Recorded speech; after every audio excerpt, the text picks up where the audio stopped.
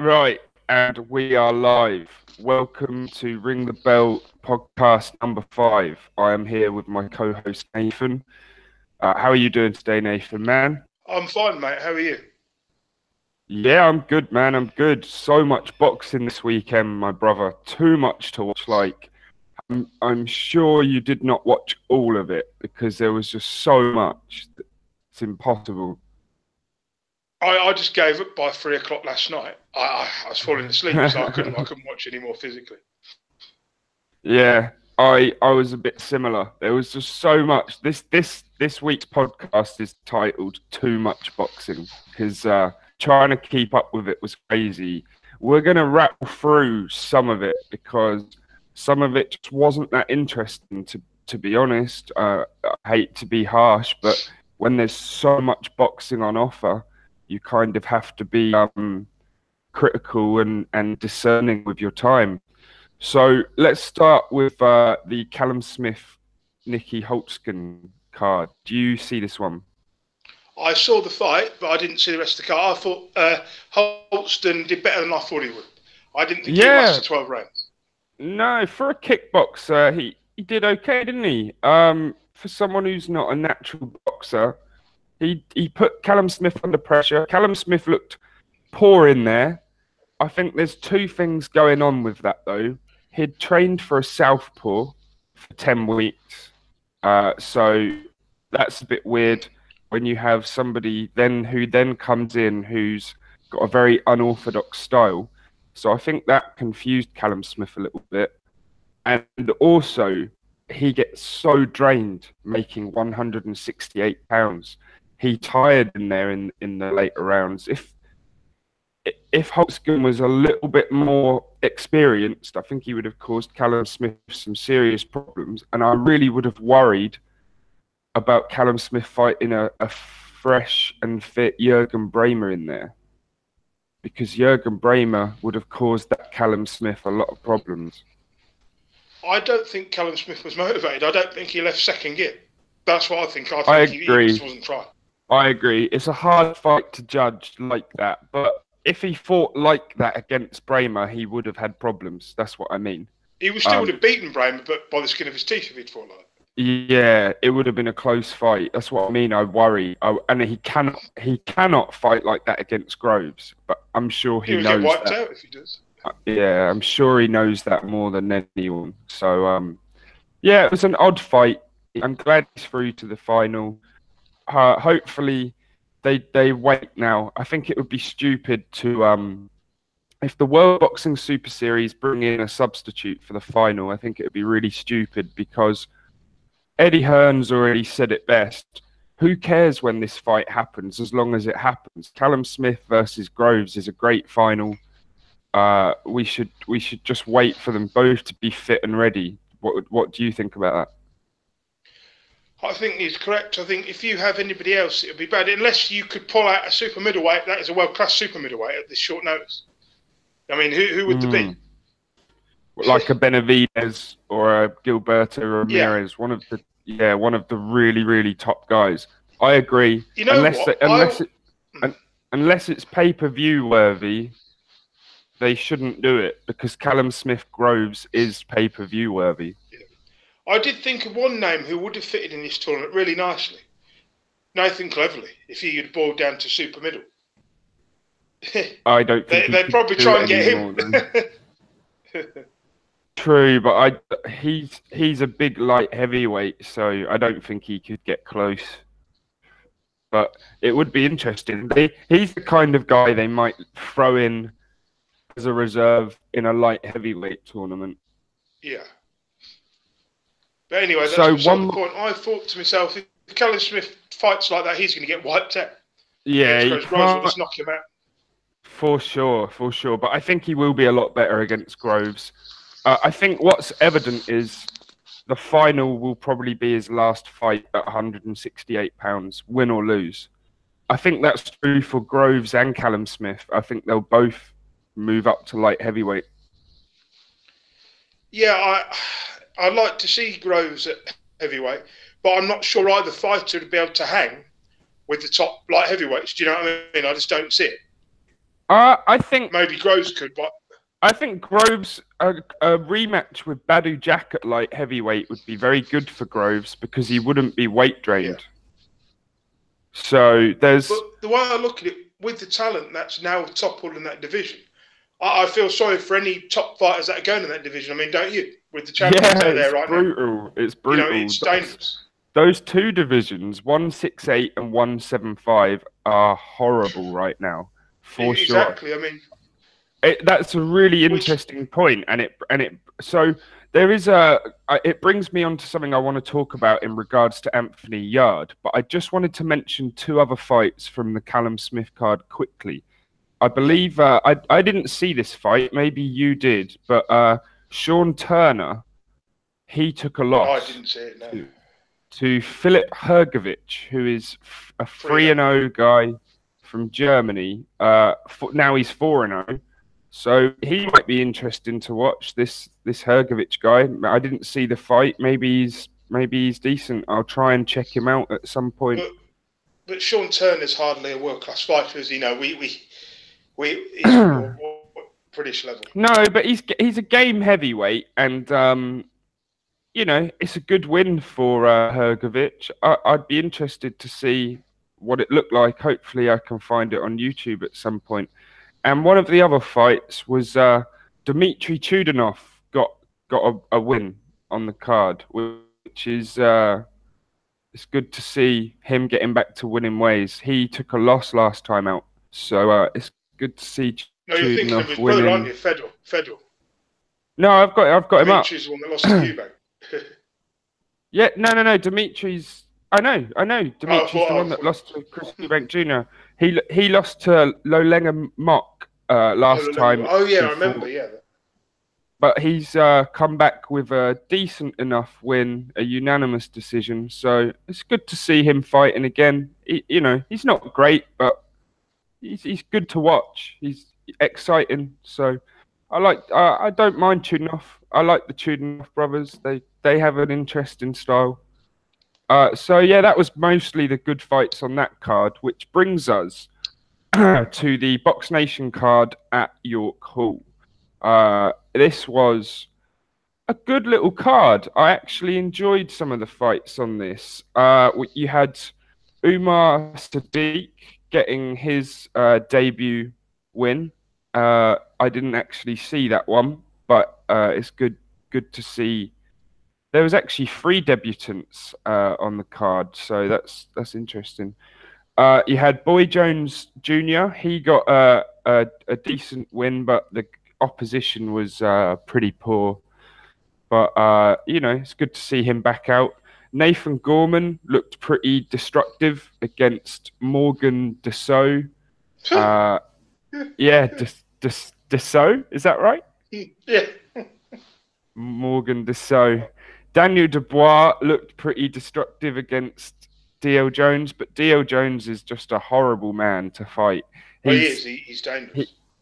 He is a bit, because he's big and he leans on you and he's awkward. He's very slow though, but it was a decent enough win for Daniel Dubois. He did what he needed to do in there. It was nice to see him actually go some rounds and struggle for once. Yeah. That's what he needed. Yeah, it was actually. It's exactly the kind of step up that I wanted to see. So it was. I've got no complaints with it. But he's a long way off, isn't he? Let's not beat around the bush. He needs 2 or 3 more of those kind of fights. Yeah. For sure. For sure. Yeah, for sure. I think the Nathan Gorman fight later in the year is a very dangerous fight for Daniel Dubois. I don't think Frank will do it. I don't think Frank will throw him in there. I think it would be a mistake to throw him in there with Gorman right now. That's what I think. I agree. I think Gorman is so technically clever on the inside, and his hands, he's got faster hands than Andy Ruiz Jr. He's like a similar build. He's a similar build to Andy Ruiz Jr. I hope Gorman takes boxing proper seriously, because if he gets himself in proper shape, I'm not talking muscle bound, I'm not talking Anthony Joshua, I'm just talking fit, slim, healthy. If he can do that, he will be a very, very big force in the heavyweight division, in my opinion. Like Fury, you mean? That kind of thing. Similar, but I think he doesn't need to lose that much weight. Just sort of 5% of his body fat and put on a little bit more muscle to get a bit more power on those shots. But I'm not saying he's got to look like Anthony Joshua, but just look like, you know, when Tyson Fury fought Vladimir Klitschko. Yeah, like that sort of show, yeah. He looked great for that fight, and that's how Gorman's got to end up in if he wants to be in world title fights against the guys who also look like that. That's the problem. The worry for me is I don't think he's got the power to trouble the ultimate top heavyweights unless he can outbox them. I just don't. He can outbox them, and he can outwork them on the inside as well. But he hasn't got the power that Joshua's got. But the thing is, he's very young, so. He's let me look. Yeah, he's only 21.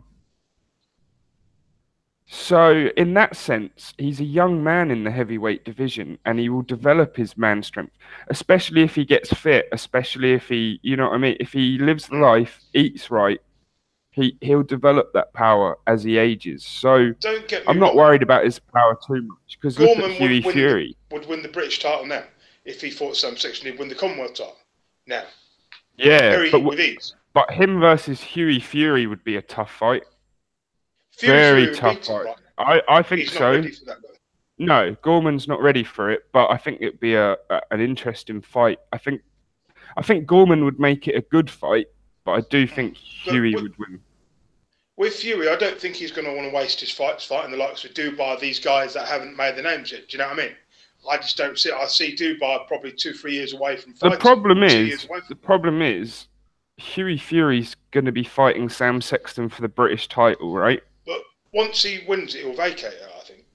Maybe you're right. I think so too, because if they mandate Daniel Dubois versus Fury for piss poor money, what's the point when it could happen in 5 years for a lot more money?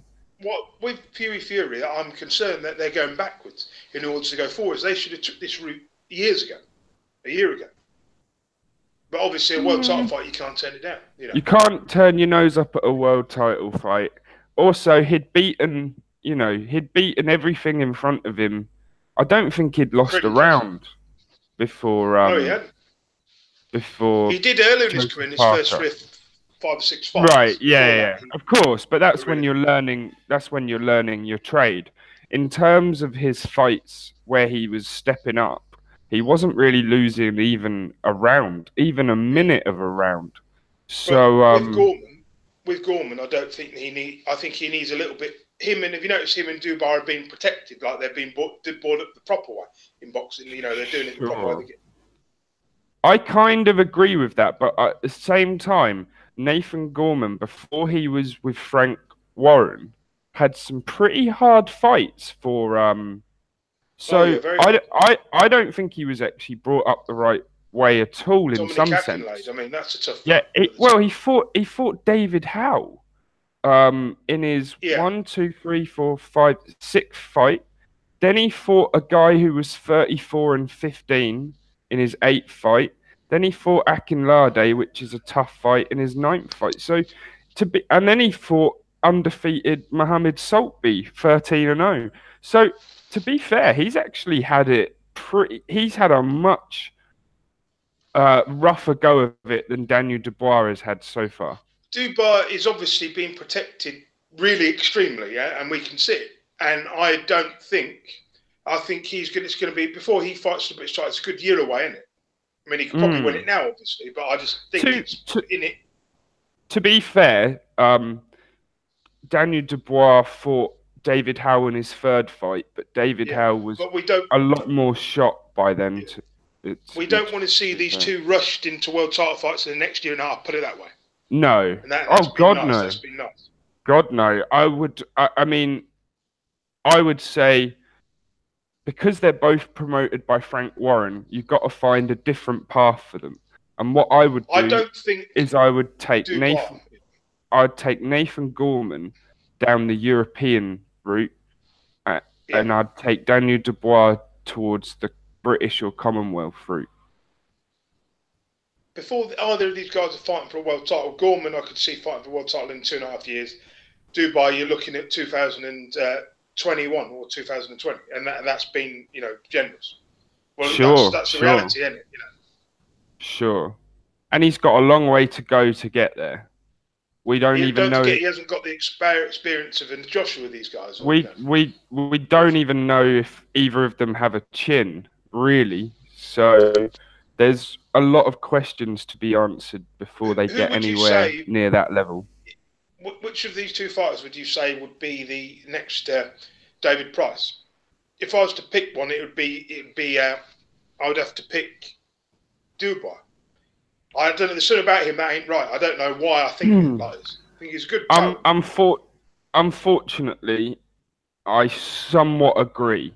I think Nathan Gorman, you could hit him. I think he's probably got the stronger chin, but you don't know. Until you see both of them get hit by a big man, we won't fully know. Anyway, shall we? I tend to agree, but well, yeah. Let's move on to the Anthony Yarde Tony Avalon fight.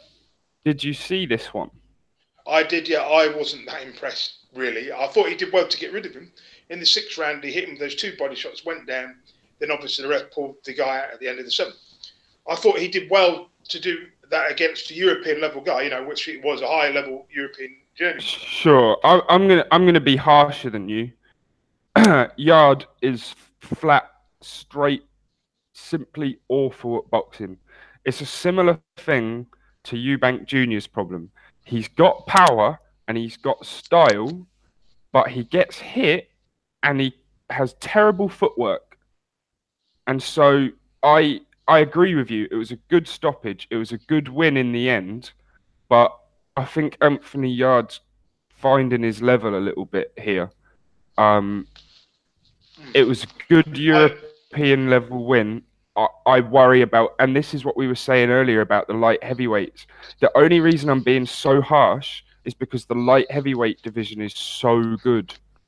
Which of the champions does Anthony Yarde look like he can beat with a performance like that? None. If he lets Bivol or Kovalev, yeah, any of them. No. If he lets any of them tee off on him like he let Tony Avalon, he's finished. Can I give you a comparison with Yarde? And this is not a knock on Nathan Cleverly. I compare the careers a little bit, quite similar. Nathan Cleverly fought absolutely nobody to win his world title. Oh, and you're cutting out a little bit there, bro. Did you hear what I said, sorry? Repeat just a tiny bit. Yeah. Hear you now. This is not a knock on Nathan Cleverly, but who did he fight to win his world title? Absolutely fucking nobody. And I just think the truth is that his career mirrors Nathan Cleverly. Nathan Cleverly fought nobodies to get to the top. And Yarde's doing the same thing. But the thing is, there is nobody who's rubbish. Okay, your internet's. Hello. Can you hear me? Your internet's cutting in and out a lot. Yeah. It's a bit wild. I'll try. Can you hear me now? Yeah, you're a lot better now. Yeah. So I basically think that the only way Yarde wins a world title is if he gets a vacant title against some guy who's rubbish. One of the a Briani guy who he beat. Yeah, and the problem is there isn't going to be many vacant titles for rubbish people available in the light heavyweight division. It's just not happening. I mean, I agree. That's the problem. It's a tough old division, isn't it? The light heavyweight division now. It's a crazy one, man. I think I'm being a bit harsh on Yarde, but it's because I want him to do well, and if he doesn't improve on his footwork and his defense, he's going to have big problems in the division. But yeah, it was a good win. It was a good stoppage. He clearly carries power, but I just think he needs to stop relying on his power too much. That's his problem. For me, I just think at this point he's going to have to wait for some of these guys to retire. So he's just going to have to keep hoping that one of these guys retires and vacates. And that's the simple plain Well, and simple fact. to be fair, he had no amateur career, and so they can build him, get him the European title. They've got he's got the European title, so maybe they can move him on for a regular It can be title done. if it becomes. It can be done, but he needs to be moved carefully, and he needs to learn his craft. He needs to not But the carry his public, left hand so low. but as you said, the public are buying into the hype surrounding this man. We're going to have another Eubanks on our hand if we're not careful. That's what I'm saying. His footwork is so similar to how bad Eubanks' footwork is. It's actually amazing. Watch Eubank Groves and just watch Eubanks' feet. And then watch Anthony Yarde, Tony Avalon, and just watch Anthony Yarde's feet. And you'll see what I mean. They're both very flat-footed. They don't pick their feet up a lot when they move. It's slow. It's not clever. Ronnie Clark. Now, this is an interesting fight. Ronnie Clark, Zelfa Barrett. Pretty close fight, I thought, but Ronnie Clark won, and it was a great win. He said he was coming to beat Zelfa Barrett, and he has. He's taken Zelfa Barrett's give us your thoughts on this fight, Nathan. I think Zelfa, before this fight, had been matched very softly. He'd been overhyped a little bit. He's a good fighter. He's got a lot of skill. But he just didn't start working early enough. After he won the first round, then obviously in the 6th round knockdown, he kind of lost the pace. But I thought he did enough to just win, only just, Would you agree with that? Yeah. In my view. Oh, I actually thought he didn't do enough to win. I thought Ronnie Clark edged the fight, but it was a very close fight. I think it could have been a draw. I think you could give it close either way. But I personally... we need a rematch. I think a rematch is a great idea. Yeah, it was a great fight. I'd watch it again. Great props to Ronnie Clark, really. But Zelfa's had 19 fights. If he's got anything about him, he'll take a rematch and win it properly next time. Yeah. I just don't think he's going. He's not going anywhere, is he? Zelfa Barrett. I have to be. Look, I've seen him fight a lot better than that. I know it's been against. I'm looking at his record here, and it is pretty shocking, actually. Everybody for a long time had a losing record. In fact, he's only beaten 2 guys with a winning record. So I completely agree with you on terms of he's only built nothings.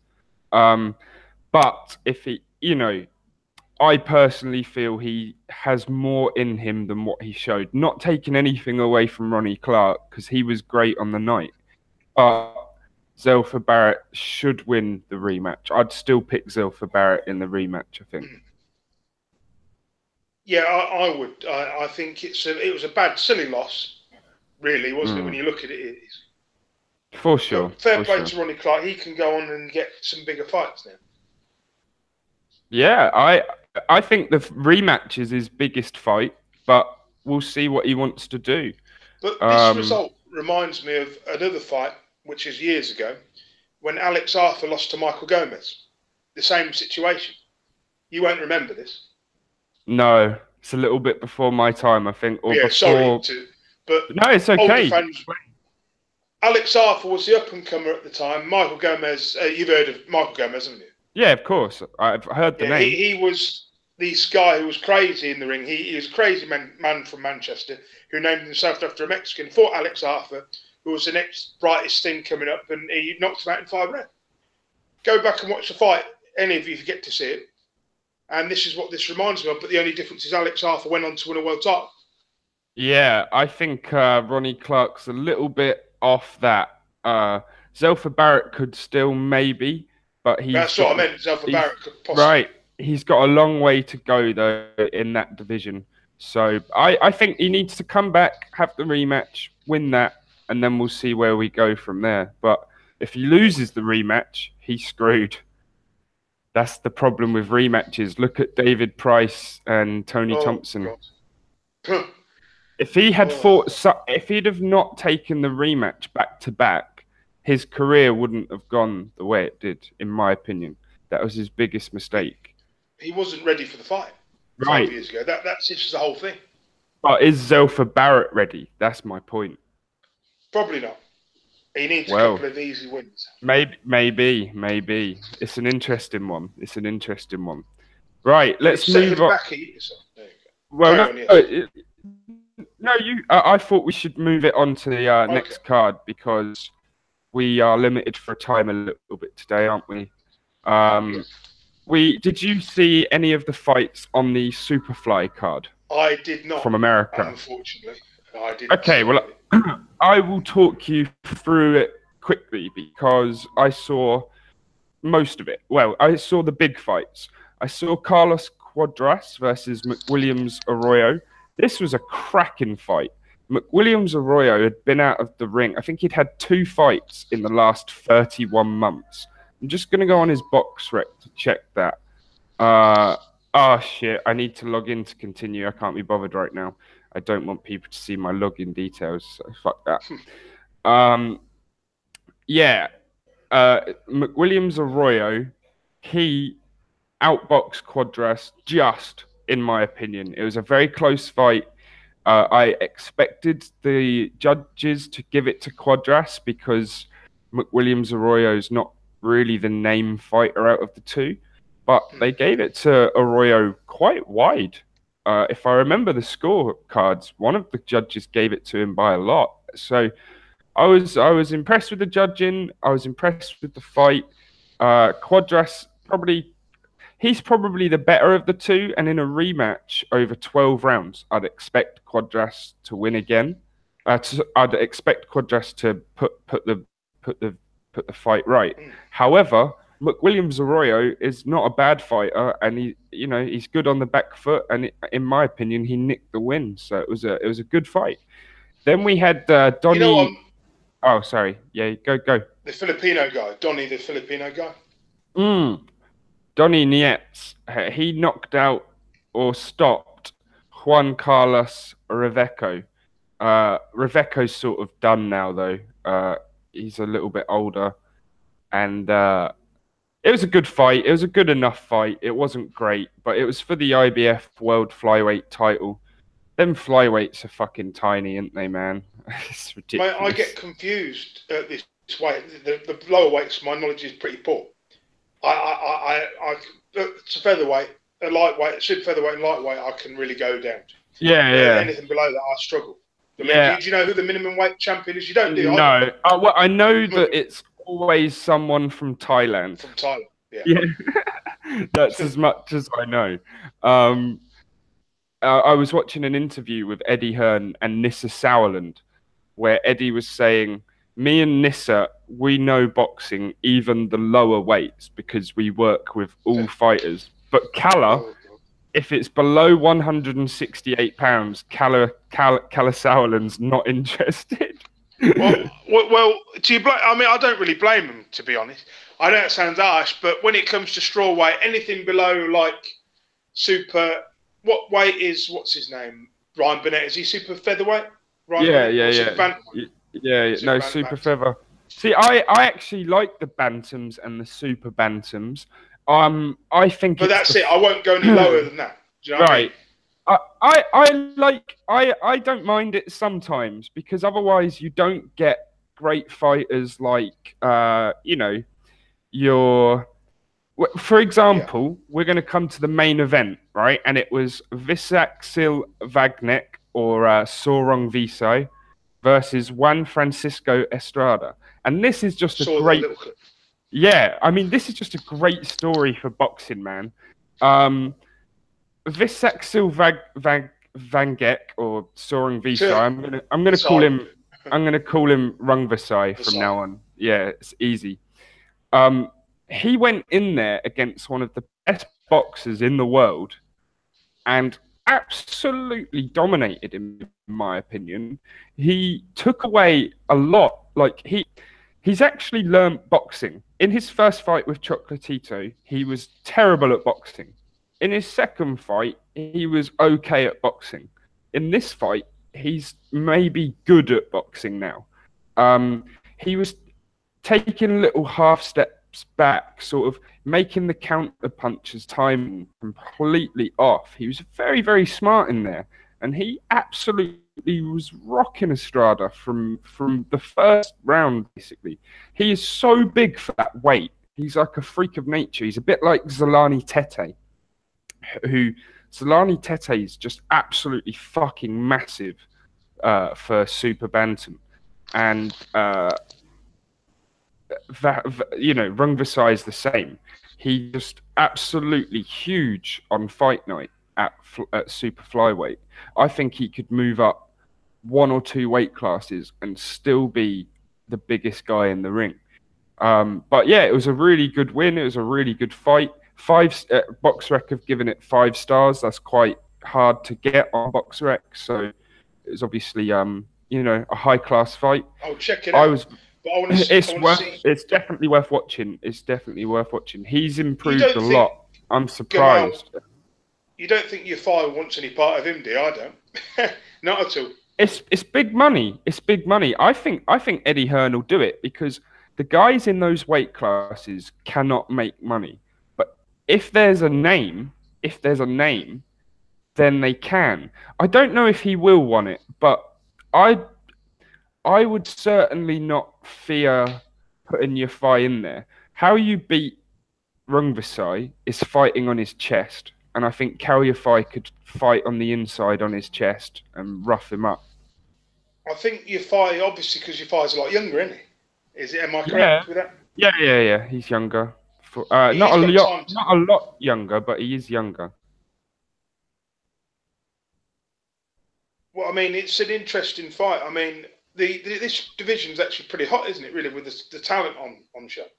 Yeah, it's so good. That's why they're having entire cards. This, I think it was a few months ago they had Superfly, and now this was Superfly 2, and they're already looking at putting on a Superfly 3.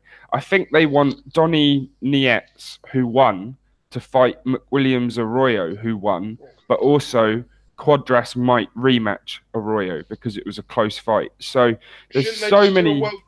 Super series of boxing this way, just get for flyweight. I think Callis Howland is talking about it. He does want to do it. So I think it could be easy because these guys don't expect the same sort of money that heavyweights, super middleweights, a cruiserweight expects. So you can easily get all of the best guys in the world, every champion, for the same price that you got, Jürgen Bremer and Jamie Cox for super middleweight. Do you know what I mean? You could, instead of having guys like that, you could have 8, 1, 2, 3, 4, 5, 6, 7, 8, literally. Okay. What's next on the card? On the show? Hello? As to the conclusion of most of the boxing this week of it, there was one more card on Sunday, Next Gen. Did you catch any of the fights on this card? I didn't. Fair enough. I don't. At this point, no, did you? No, I didn't either. At this point, I don't blame you. But we are going to quickly talk about who won because there's some interesting wins on the card, and I'm just gonna share my screen again because I took it off. So Marcus Morrison got a win over an absolute nobody, a 3-3 journeyman, but it's still good to see him out getting back on track. Natasha Jonas was in an interesting enough fight. She looked good. She won on points. They are definitely trying to build that Katie Taylor fight for the end of the year. They should try and get Natasha Jonas a world title to make it a unification. I think it would be easy. How old is she now? 34? 33. Well, it was time's running out.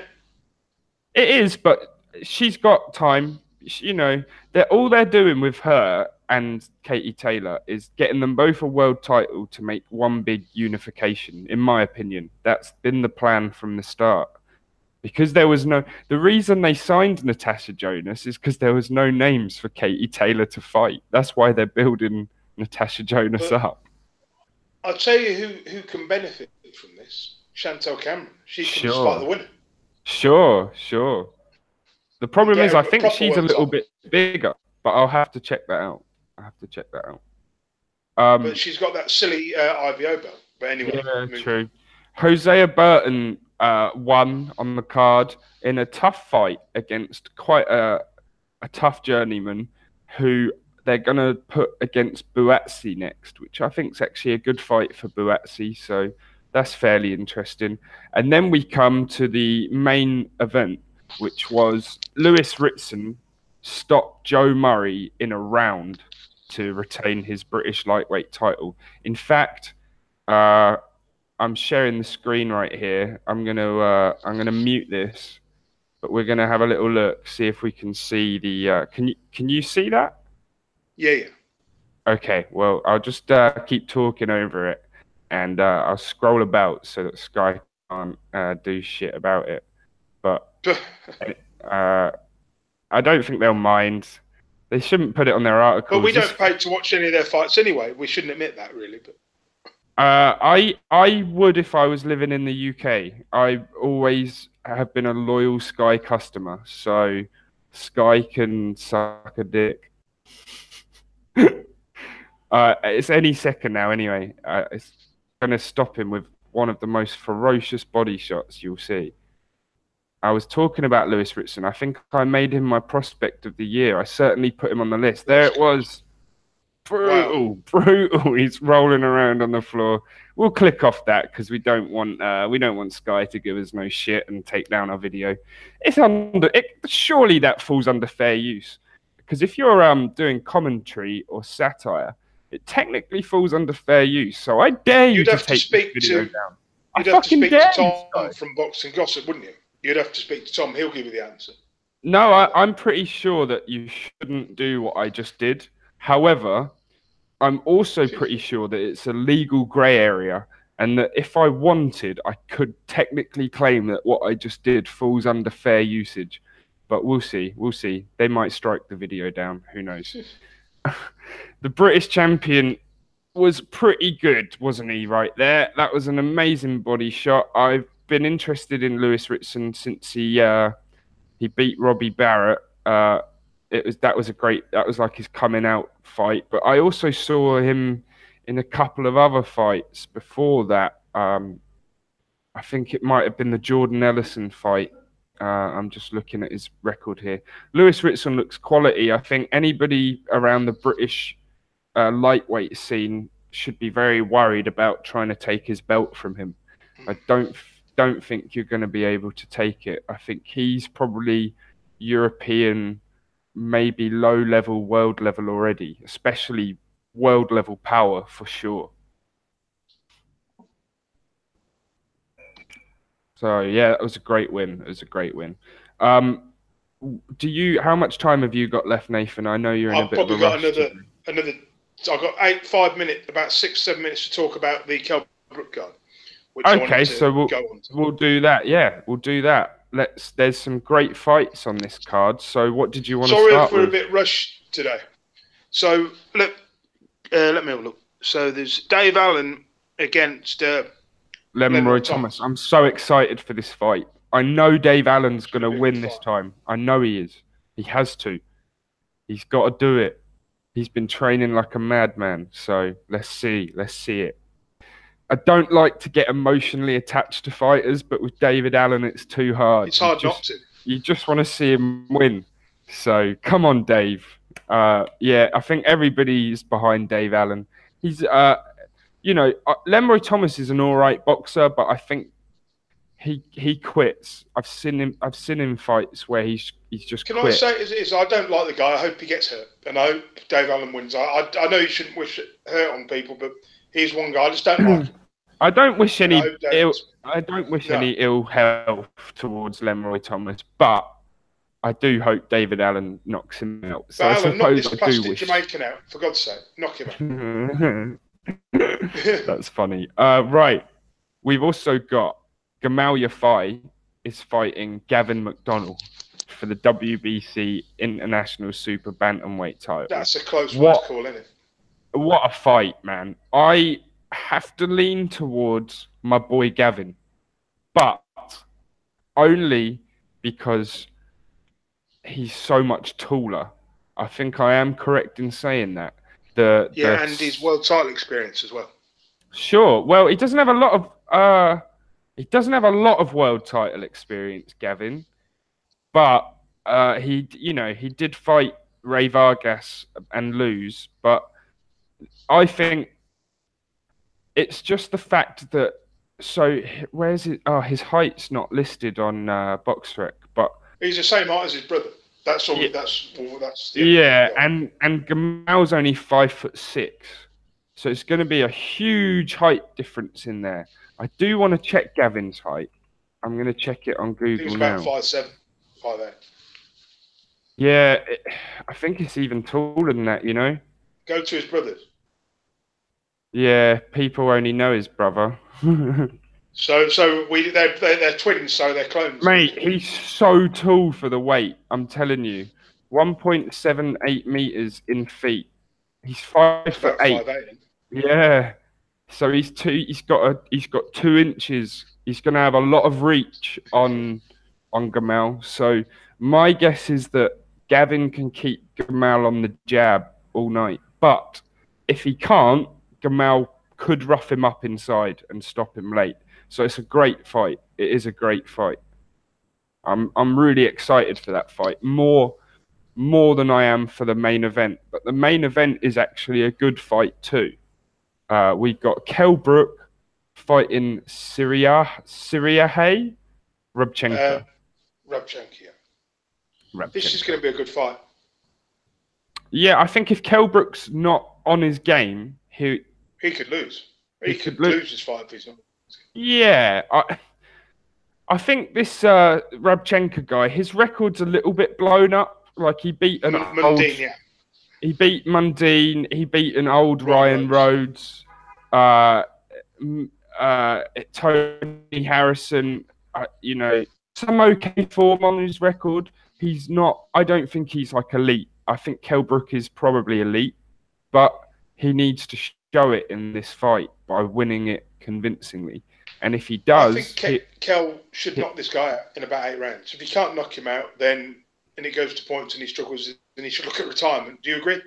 And I agree. I agree entirely. He needs to win and win well. He can't just win a shit points decision. Yeah. Sorry to be negative about this fight, but there's something about Kell Brook that reminds me so much of when Ricky Hatton was towards the end of his career. I don't know why I've got this feeling. Do you know what I mean? Well, it's the way he blows up between fights. Yeah. He gets like when Ricky Hatton lost to Shenko. This reminds me of that sort of thing. I know I shouldn't be negative. This is a fight I expect Kell to win. But sure, I agree in some ways. Kell needs to show us something in this fight to preserve his career here. I agree on that front. If he wins and looks terrible, there's no other option to put to retire. Yeah, I agree. Right. Whilst I've still got you, I'm going to quickly mention Chantel Cameron is defending her IBO World Female Lightweight title against Miriam Delal, 15-7. BoxRec have actually given it 3 stars. This chick's not supposedly all that bad. She's only lost to very, very good opposition. So we'll have to wait and see. Could be an all right fight. You've got Jason Easton fighting Glenn Foote. That is a good Commonwealth fight. Glenn Foote. Yeah, well, I think they're both good fighters. Jason Easton, I think he might have been... If he wasn't on my prospect of the year last year, it's because he's a little bit too old to be a prospect now. Yeah. But he had a good year last year. Okay. There was another card I wanted to briefly talk about, and my favourite fighter, the best heavyweight ever existed, Charles Martin, is fighting next weekend on the undercard of the Ortiz fight. Yeah, Curtis Harper, I see that here. I've got it up. It's interesting. Terrible, He's got such good matchmaking, hasn't he, that Charles Martin? He'll get an IBO world title shot soon. Probably, yeah.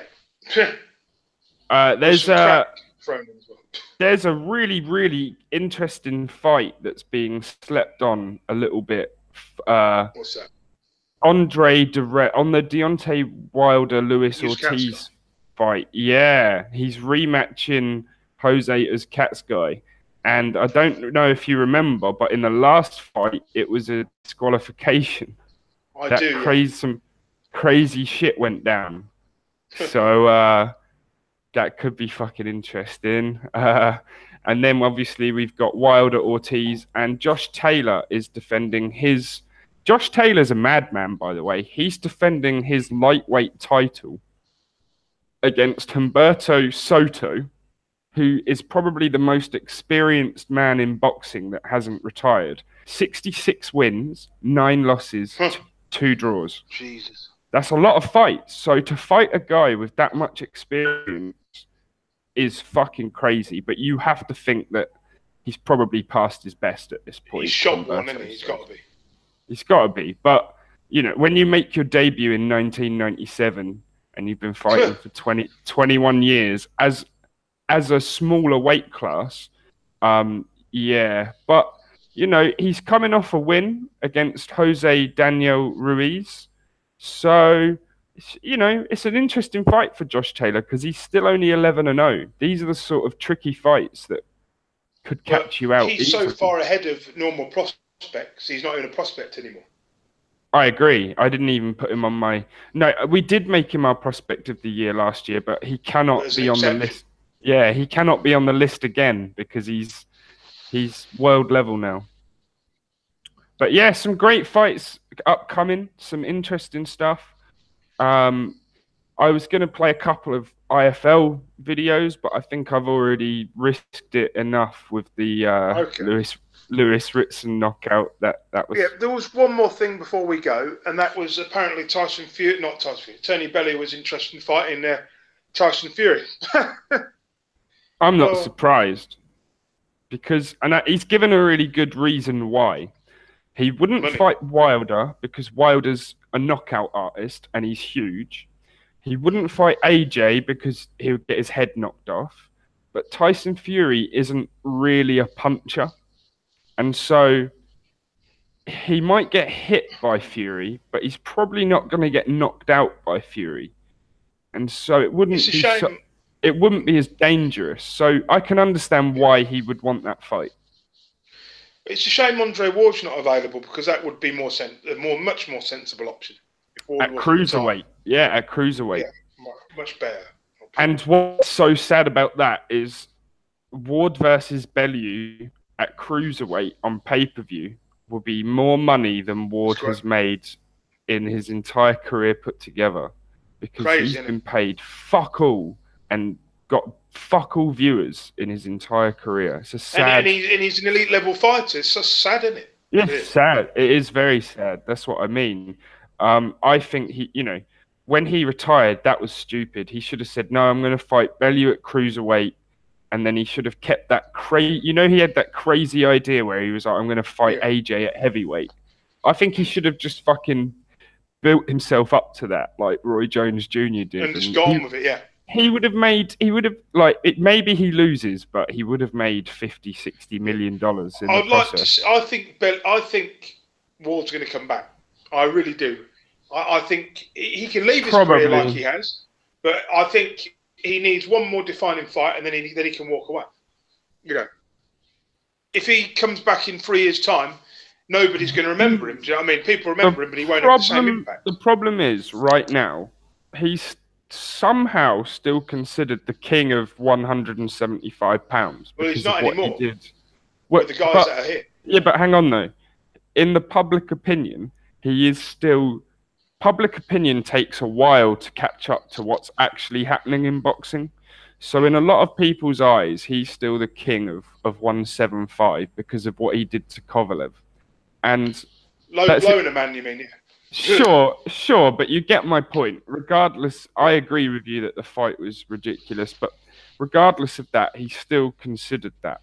However, if he was to come back now, people would then compare him to what's on offer at 175, and I think it would be a very scary proposition. I think Ward versus Badou Jack's a very bad fight for Andre Ward. There's some other fights there that just match up so wrong for Ward that I don't think he'd necessarily want to... That's a good fight. That's a good fight. But apparently, I think it would. Apparently Stevenson is actually looking to take some money fights now. So we'll have to wait and see, though. The amount of times I've heard Stevenson's going to be in a big fight is laughable. Fights in Canada against bums and old recycled opponents. Yeah. Who nobody cares about. It's WWE for boxing. That WBC belt, he'll die with that belt attached to him, I swear. That's his lifestyle. He'll be buried with it. Right, man. Were there any other things that you wanted to touch on? Not really. We'll be back next week, and we're having a show sometime this week on Main Event, I believe. Sure. Yeah, I'll be on Main Event. Do you want me to put Main Event in the link to this video as well? I can do that. You can do, yeah. Yeah, I'll do that. Cool. So, peace, everybody. Hope you enjoyed the show. Please leave a like. Please subscribe. We will be back next week to cover the boxing that happens. Just let me quickly check what boxing is on next week. I'm not actually... All right, Saturday, 3rd of March, Kell Brook card, of course. Then the Deontay Wilder card. Great. So we'll be back talking about David Allen's performance. Who wins out of Mario fight? These fights next week, shall we? And I'll watch it at the same time, and then we can get on straight after the show's finished if you want. Perfect, man. Sounds great to me. Okay. I'll speak to you later. Peace out, everyone. Have a great week. Right.